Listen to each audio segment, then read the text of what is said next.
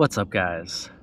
Right now, I'm shooting this video on the Insta360 Luna Ultra. This little pocket gimbal camera has a special feature, a detachable screen. When you detach the screen, you get the full controls to control the camera and track yourself or your subject remotely. In addition to that, the camera doesn't just only have a single wide-angle lens. It's also got a 3x optical zoom lens that continues to track you. And if I go into further lossless zoom, it's still tracking me, guys. Is this the DJI Pocket Killer? Yeah, I'd say so.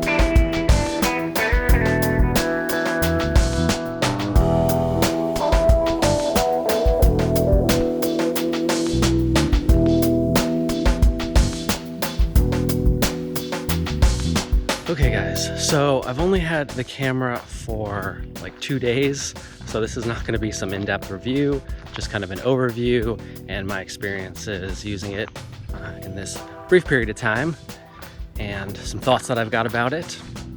So we'll talk about the DJI Pocket and the whole situation with DJI in the US later in the video, but right now I figured I would just do like a vlog style video since these little pocket gimbal cameras are so good for that. I'm gonna take you to my happy place, a local park near where I live.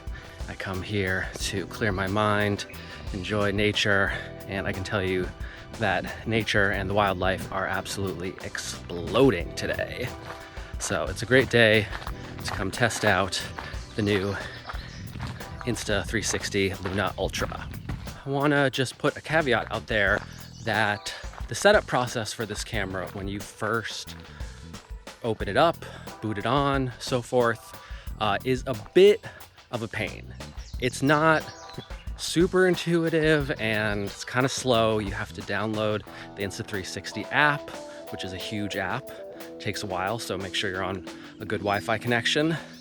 And then you got to download firmware from the app, send the firmware over to the camera, load it up. The whole process took about 10 to 15 minutes. This is not just a camera that you flip on. And that is a bit frustrating. I think that older action pocket cameras, you didn't have to sign up for accounts and download the app and do all this kind of stuff in order to use the camera. You could just turn the camera on and start shooting. So that is a little bit annoying, but just be patient, go through it, and you'll then have access to the app, which is actually quite good, I do have to say. You get the full camera controls on it, and there are a lot of controls on this camera. Now, let's talk about the remote screen, which is, I think, the sort of defining element of this camera in comparison to the DJI Pocket series. Even DJI's upcoming Pocket 4 Pro, which by the time you watch this video may already be out. But that one, like the previous cameras in the Pocket series, has a fixed screen. There's no separate module for it. And what's interesting about this whole separate screen module, Insta360 is not the first one to come up with this for action cameras. Ooh, going down a bit of a hill here. Check out that stabilization. DJI actually created that a number of years ago back with their Action 2 camera. That was like a modular kind of multi-piece little action camera system. They abandoned the whole idea and concept after that and kind of reverted back to more traditional action cameras in that series, which was a real bummer because I love the Action 2. I loved having the ability to place the camera somewhere and then view it remotely. In addition to that, what's also super cool about the screen unit is that you could, for example, use like a long selfie stick or some kind of a mounting system, say mount it onto a car or a bike, and then somebody could use the camera, could operate it, run around, do whatever with it, and then you, as the director or a sort of remote focus puller, could remotely operate the camera while it's mounted on another person, on a vehicle, and so forth.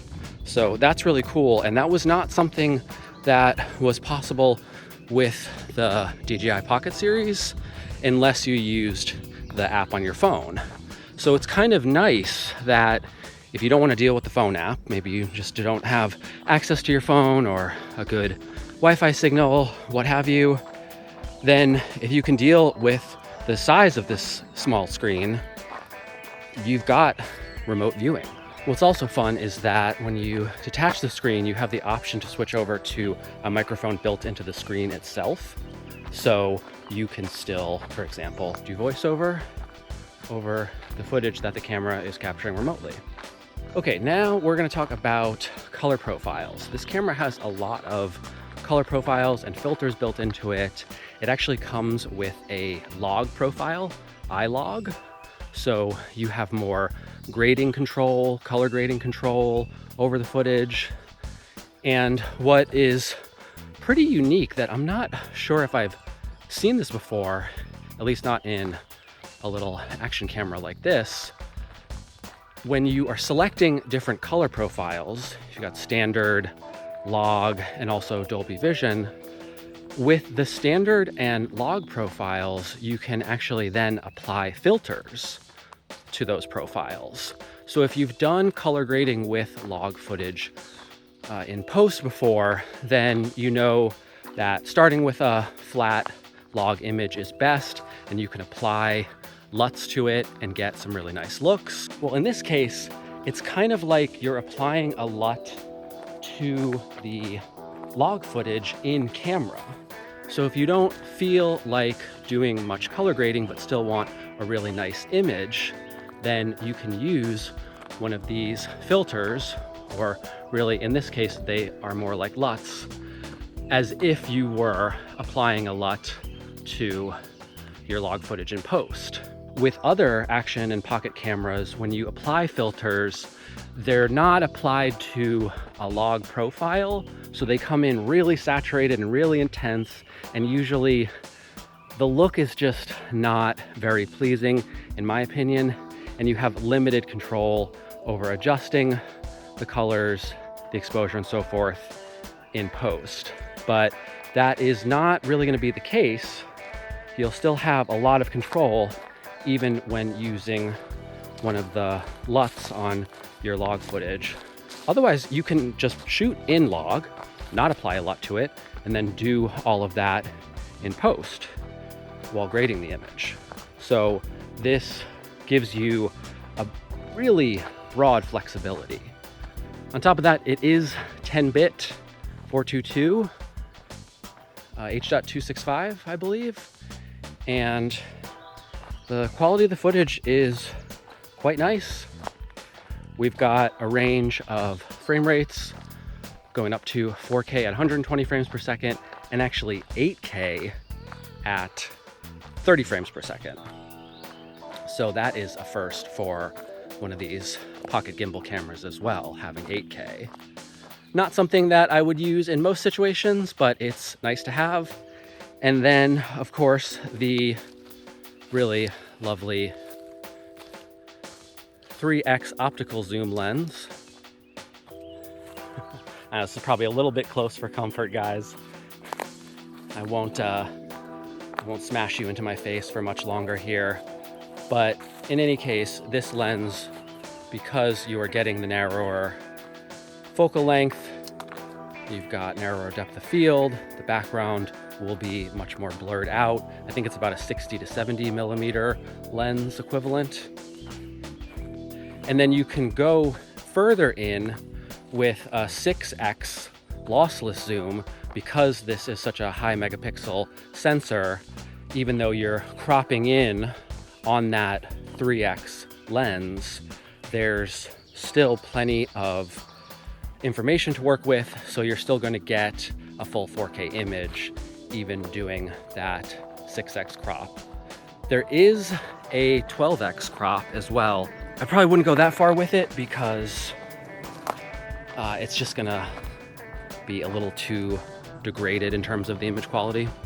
Also, when you're shooting in 4K at 120 frames per second, you are limited to just the 1x and 3x zooms. You can't go beyond 3x. I guess it's not able to process that much data while also shooting at 4K 120, but not a big deal. The camera comes with built-in storage. It's only about 50 megabytes, but that'll actually get you about an hour and a half of 4K 60. So if you don't feel like picking up a memory card in this day and age of ridiculously high memory prices, then you're covered. All right, guys, lastly, let's talk about the situation with DJI. And that is also going to be a dual lens camera. And it's going to have some great features. No detachable screen, but there is a broad ecosystem of accessories and tools for the Pocket series, and DJI is more established in this area. They've had log footage for a while. We know that the quality of the image is going to be great. The Pocket 4 has been released, and that has great image quality and goes up to 4K at 240 frames per second, I believe. So in terms of slow motion, DJI is going to have the Luna beat on that. But as some of you may know, you can't really get DJI products, at least new ones, in the US anymore, since they were put on the FCC list of basically blocked companies. They have to get all these approvals to get their products into the United States, and that is an ongoing process. I have seen the Pocket 4 available on Amazon, even though it's been out for a couple months now. It's finally starting to show up in the US. No word on the Pocket 4 Pro though. So if you need a dynamic 2-lens pocket gimbal camera right now, and you're based in the US, then the only option you really have is the Luna Ultra. I think the Pocket 4 Pro will eventually come out in the US, but it's going to be quite a few months after it's released. So, you know, you got to weigh those options. Price-wise, we'll see. The Luna Ultra was $769 US. The Pocket 4 Pro will probably be in a similar price range, maybe a little bit less. But again, you know, are you willing to wait? This guy is out now, and it's pretty freaking sweet. All right, guys, that's going to do it for this overview of the Insta360 Luna Ultra. It's a super fun camera. I plan to use it for a lot more creative shooting and vlogging and travel and so forth. So stay tuned. Click that like and subscribe button so you can be notified when the next video drops, particularly if it's a Luna Ultra video. All right, guys, I'll see you in the next one. Peace.